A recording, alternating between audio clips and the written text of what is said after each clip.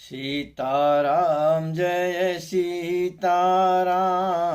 सीताराम जय सीताराम, सीताराम जय सीताराम, सीताराम जय सीताराम।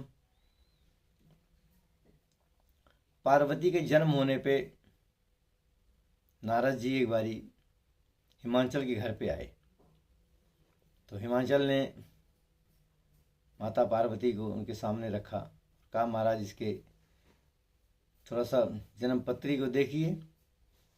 तो नारद जी कहते हैं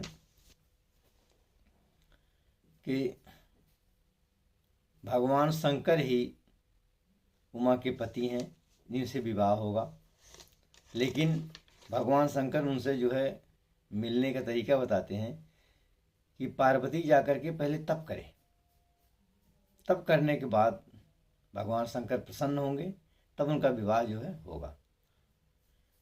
करही जाई तपु शैल कुमारी, नारद कहा सो सत्य विचारी। मातु पितहि पुनि यह मत भावा, तप सुख प्रद दुख दोष नसावा। हे पार्वती, नारद जी ने जो कहा है उसे सत्य समझकर तुम जाकर के तप करो। फिर यह बात माता पिता को भी अच्छी लगी। तप सुख देने वाला और दुख को नाश करने वाला है। तप बल रचहि प्रपंच विधाता, तप बल विष्णु सकल जग त्राता। तप बल शंभु करहि संहारा, तप बल शेष धरहि मही भारा। तप के बल से ब्रह्मा जी सृष्टि की रचना करते हैं। तप के बल से विष्णु भगवान सारे जगत का पालन करते हैं।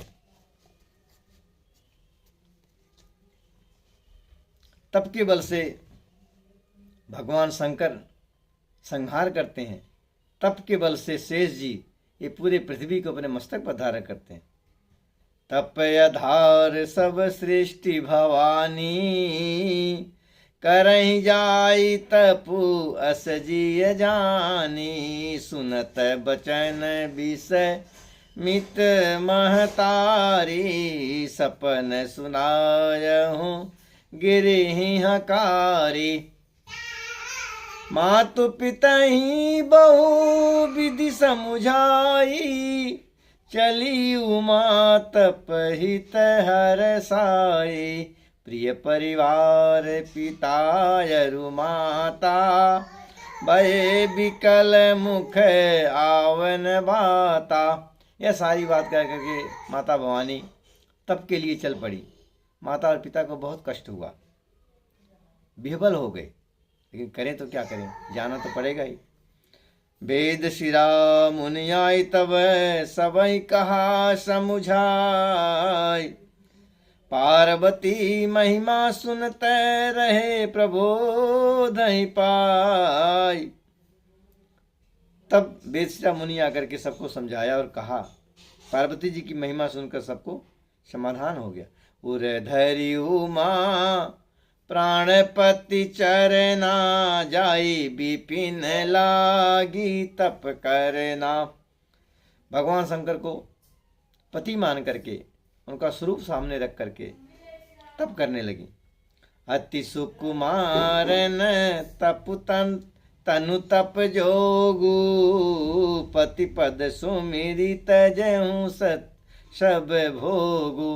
बहुत छोटी उम्र में पार्वती जी तप करने गईं और सारे भोग विलास सुख संपदा छोड़ करके नित नव चरण उपज अनुरागा, बिसरी दे है तपहि मनु लागा। रोज नया नया माने तप करने लगे तो नया नया जो है अनुराग शुरू हो गया, भूलने लगा और नया नया प्रेम भगवान शंकर के प्रति बढ़ने लगा। ये अपने शरीर की शुद्ध जो है भूल गई माता।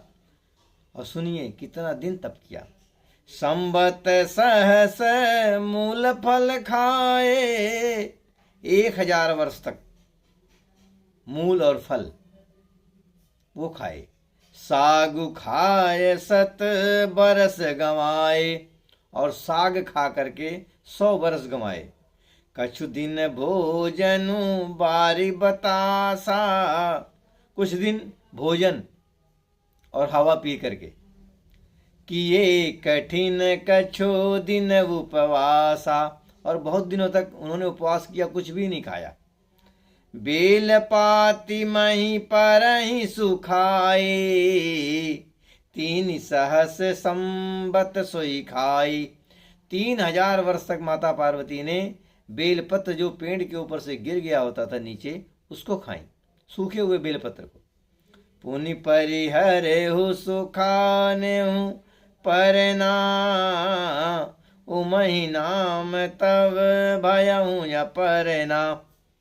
फिर उन्होंने सूखे पत्ते भी खाना छोड़ दिया। इस तरह से हजारों वर्ष तक उन्होंने तपस्या किया और उनका नाम अपर्णा पड़ गया। देखियो मही तप खीन शरीरा, ब्रह्म गिरा भई गगन गभीरा। जब उन्होंने उस खाना पीना बंद कर दिया, शरीर उनका सूख गया, बिल्कुल हड्डी मांस रह गई। तो ब्रह्मा जी ने ब्रह्मवाणी करी, क्या? भयहु मनोरथ सुफल तवै, सुन गिरिराज कुमारी। हे गिरिराज कुमारी, आपका मनोरथ सफल हो गया, आपकी तपस्या पूरी हुई। परिहर दुसह कलेश अवै, अब दुख को और क्लेश को छोड़िए, अब मिली हैं त्रिपुरारी। अब भगवान शंकर तुम्हें मिलेंगे, अब जो है आप घर जाओ। हस तप काहु न किन्ह भवानी, भय अनेक धीर मुनि ज्ञानी। हे भवानी, ऐसा तपस्या ऐसा तप किसी ने नहीं किया। बड़े बड़े ऋषि हुए, अनेक धीर मुनि ज्ञानी हुए, लेकिन ऐसा तप कोई नहीं किया। अब और धरहूँ ब्रह्मवर वाणी, सत्य सदा संतत सुचि जानी। अब ये ब्रह्म वाणी है, ब्रह्मा जी की वाणी, इसे हमेशा सत्य समझो और आप जो है घर जाइए। श्री राम जय राम, जय जय राम, सीताराम जय सीताराम।